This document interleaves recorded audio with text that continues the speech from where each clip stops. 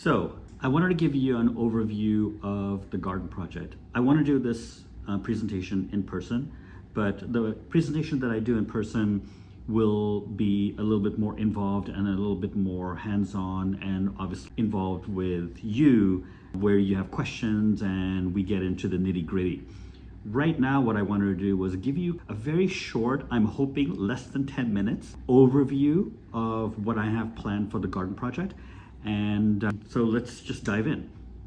I'm going to talk about what my plans are for design, how we're going to prep the soil, touch on that. I'm not going to get into the nitty-gritty again of what we're going to do on a day-in, day-out basis. I want to give you more of a visioning of what the garden project is all about, what my vision is, what our collective vision should be, and how you and we and the greater community, or the immediate community and the greater community, can benefit from all of this.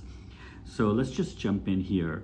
The first thing I want to actually talk about is the value to you, because that is really important. When you think about the garden project, I know we all want to do it. We all want to give back to the masjid and the community. But I also want to emphasize that we're really building valuable skills for ourselves, me included, creating a food forest. And when I say garden or food forest, I'm using that interchangeably.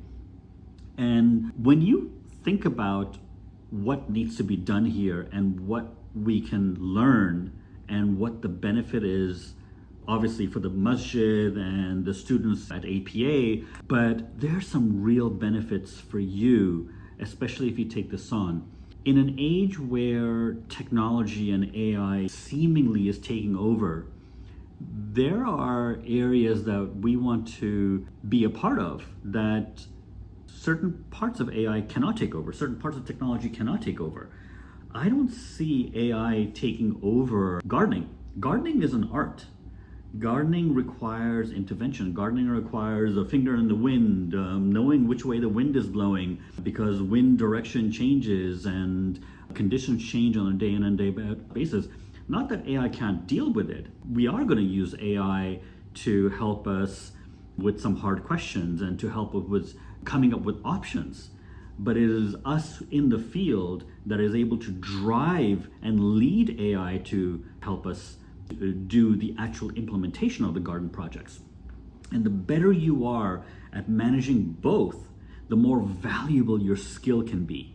And this is not just for the masjid here at ICGA. It's not just for the students. It's for you and potentially what you can do for a much wider community.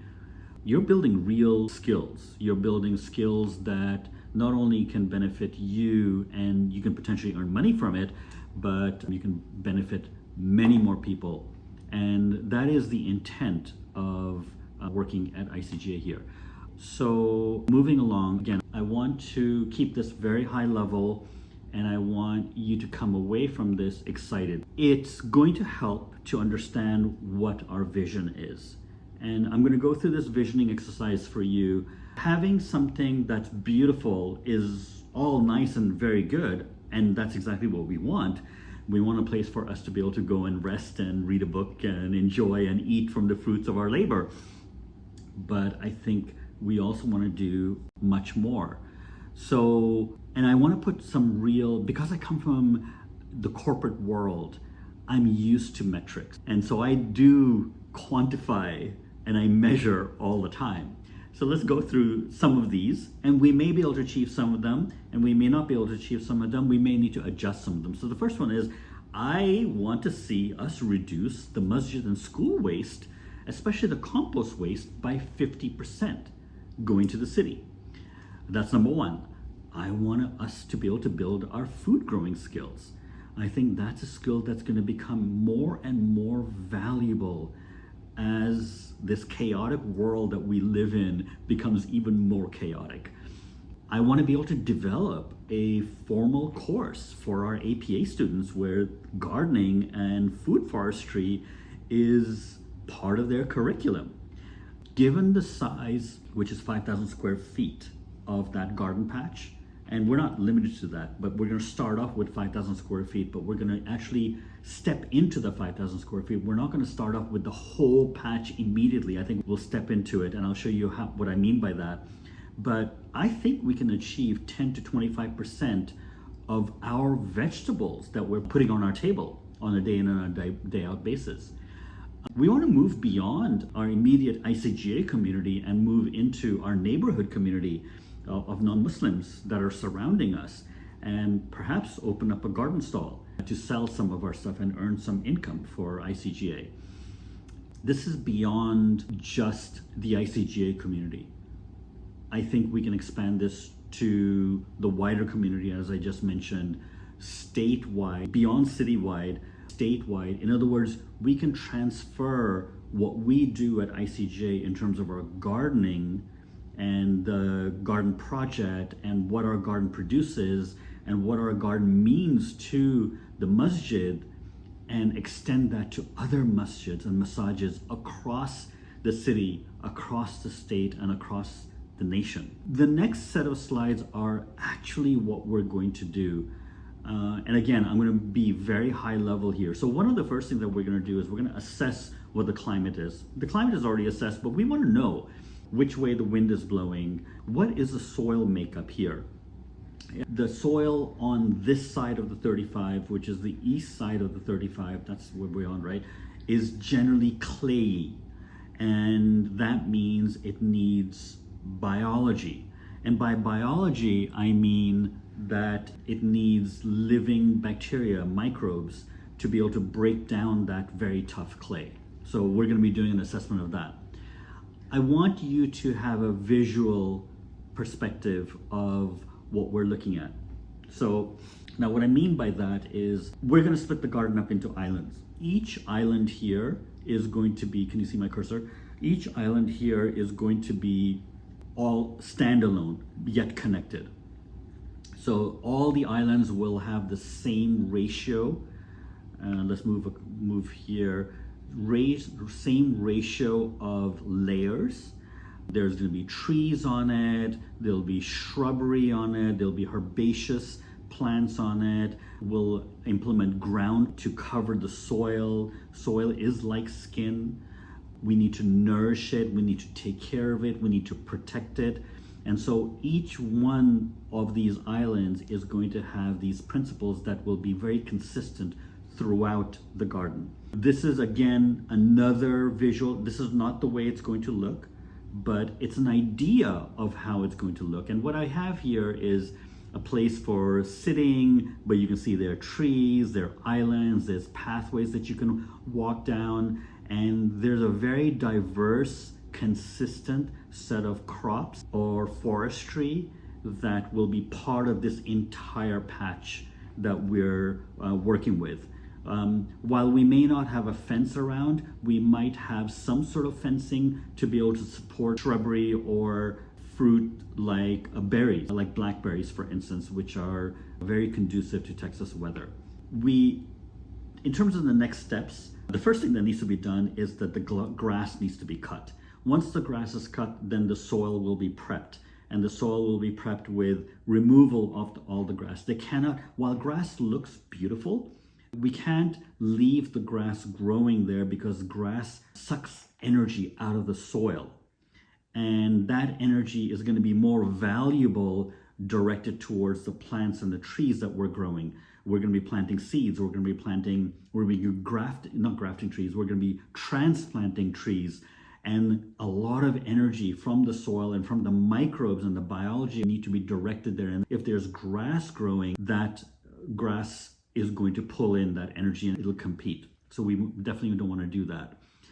I'll leave that. There's other things that we have to do here, but as we get the grass cut, we're going to have deliveries of compost material and mulch, and then we're going to basically apply that to these island patches, soil patches, and then create pathways to design out what this entire patch looks like. So moving along here, one last thing that I want to mention here is that we do want to implement some other features of this food forest, such as rainwater capture. We get a lot of rain and we have a lot of wastage of water of this rain that just runs off. So there's an opportunity here for us to be able to catch the rain either in swales that we design into the garden patch, which is basically ridges as it slopes down. So instead of a slope down that's completely smooth, we'll create a ridge so the water stays. And then below that, we'll create another ridge so water stays. But there's also an opportunity for us to put rain capture so that we capture in tanks water that's coming down from the sky. So I talked about this already. So in terms of, this is a very aggressive timeline that I have outlined here, but I want to show you that we're able to very aggressively, very quickly start growing plants and prep the garden into production mode very, very quickly. And it can happen within a month. I don't think we're going to do all of these islands at once. I think we'll probably do, so if this is the front coming from the parking lot, this is a trellis that you'll walk under. So think of it like a wedding plant trellis. So there'll be flowers growing over this. And so you'll walk through it, and then we'll create a patch here. We'll create an island, a couple of islands here. And maybe we'll just do these 2 or 3 in the beginning. I think we may need to do all of them because we'll have delivery of compost. And as long as we have enough compost, we should probably apply it to all of them and then start planning these out. That's the first 4 weeks. We can do not all of the 5,000 square feet, which is a lot. We'll do a little bit of it. Every single patch or island is going to have a consistent set of, there'll be trees, there'll be large trees, there'll be lower trees. The larger trees will act as a canopy, the lower trees will act as another canopy, and there'll be pollinators. We want to invite butterflies into the garden. We want to control pests like mosquitoes, and that is something that I'm very interested in as it relates to warding off mosquitoes and creating a sanctuary of sorts. So that's one thing. There's many jobs to do. This is an overview of what we'll be doing together. So we'll be initially sitting down and coming up with the plan. This is the basis of the plan, and then figuring out the layout, and then we'll be coming into planting it. So where the crew is all going to be the same, and people may come in and volunteers may come in and out as needed. I have actually gone ahead and delineated. Right now, I think there'll be 6 islands. There could easily be 7 or 8 islands. Each island can have, again, similar layers. They'll all be at least 7 layers, but they'll grow different types. Some will, of course, have the same types, but they may grow different types of plants, fruit, herbs in each of the islands. So I just want to leave it at that. I wanted to give you a high level. The presentation already has gone way over than what I wanted it to do. But I wanted to give you enough of an idea of what the plan is. And what I want to do next is maybe... Hey, Assalamu alaikum. So my phone ran out of memory just as I was winding down the presentation. So the presentation is done. Hopefully you've watched it to the end till this point. The next steps are for you to bring questions and your interest. This garden project is going to proceed no matter what, inshallah.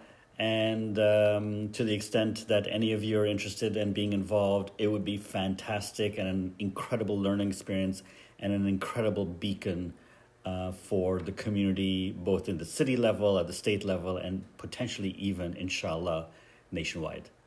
Wassalamu alaikum.